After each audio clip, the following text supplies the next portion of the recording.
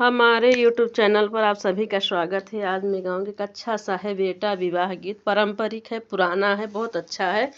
पसंद आए तो लाइक सब्सक्राइब शेयर ज़रूर करिएगा मेरे चैनल को। पहले में आदमी औरत का सुनते नहीं थे, औरत को बेच के भैंस खरीद रहे हैं। सुनिए ज़रूर।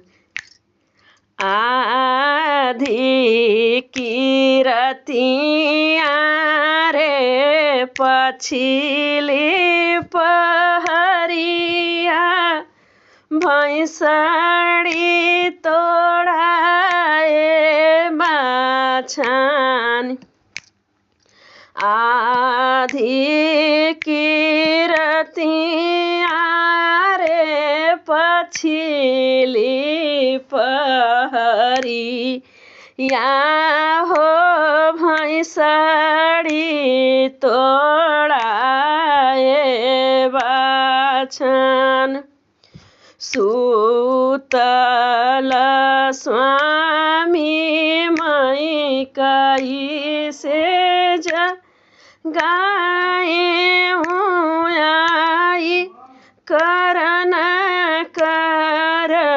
नींद। सूतल स्वामी माई कई से जगाए आई करन नींद। बोलिया उताऊ एक बोली मोरे स्वामी जाऊ बोली मान हमार। भैंसड़ी के बेची स्वामी झूलनी वे साहू पहिरब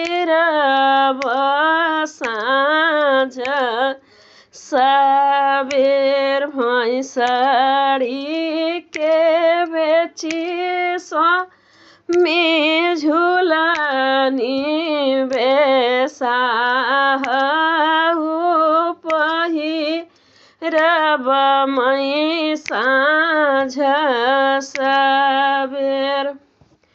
बोलिया उताऊ तू बोलू मोरी धनिया तोर बोली मोहिना सोहाय।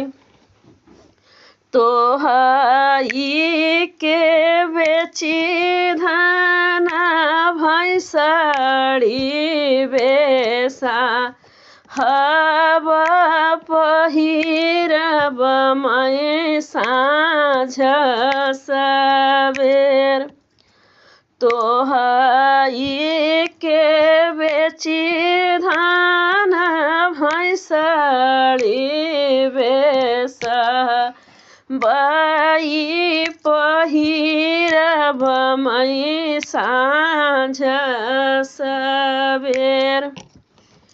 केन्हा तोहरे भैंसड़ी के बन्ही हाई छोरी हाई केन्हा खरी कवना जाय।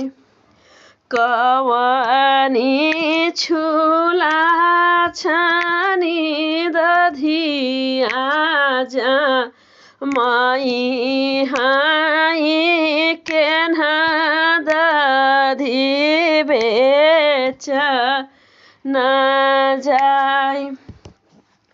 कवनी छुला छानी दधिया जा मई हाई केन्हा दधी बेच न जाय।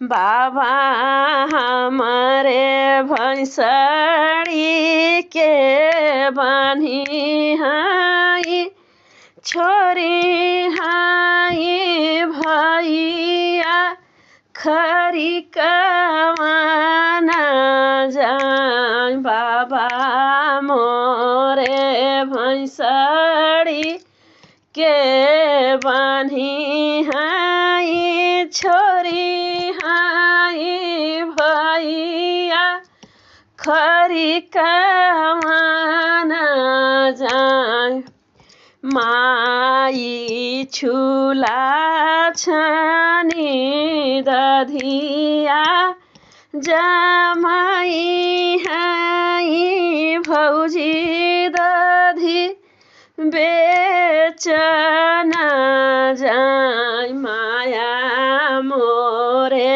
भैंसड़ी के बान्ही हाई छोरी हाई भौजी दधी माया मोरी झुला छनी दधिया जमाई हाई भौजी दधी बेचन जाई एतनी बचन सुनी दुलही हो कवनी देई गोड़ धरिनी झानाई घाट धरे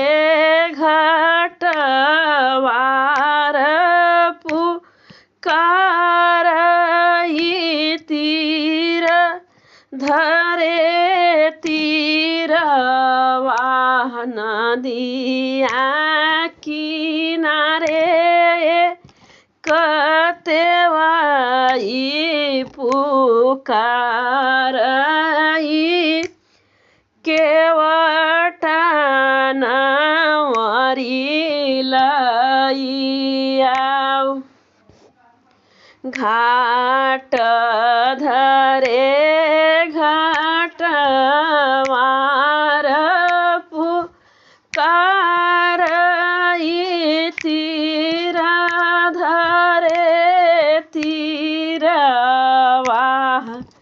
नदिया किनारे कतेवाई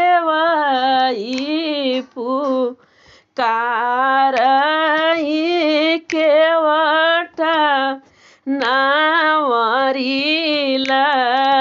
लइयाऊ आगी लागई केवटा रे तोरी नाव